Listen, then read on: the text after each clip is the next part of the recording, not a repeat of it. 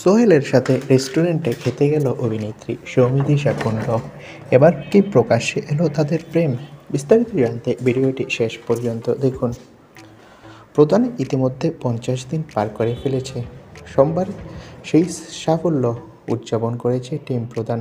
দর্শকদের থেকে অটল ভালোবাসা কুড়িয়েছে পরিচালক অভিজিৎ সেনের এই ছবি। পুরোপুরি সফল মিঠাই রানী সৌমিত্রিষার সিলভার স্ক্রিন ডেবিউ।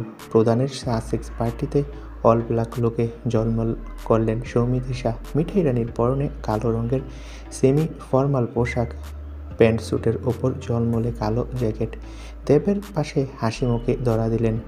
মিডিয়ার সঙ্গে চলল জমিয়ে আলাপচারিতা। কেক কাটার পর তারপরই মন খারাপের কথা শেয়ার করেন নায়িকা।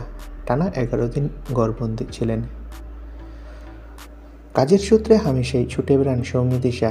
তবে কয়েকদিন আগেই ফটোশ্যুটের ফাঁকে পায়ে বেজায় চোট পান সৌমিত্রিষা। নখ উল্টিয়ে গিয়েছিল, রক্তকাণ্ড ঘটেছিল।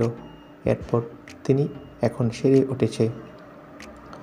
তবে দেবের সাথে প্রধানের এই পার্টিতে নাকি দেখা গিয়েছে সোহেল দত্তকে। কিছুদিন আগেই সোহেলের সাথে বিচ্ছেদ ঘটেছে তিয়াশা লেপচার।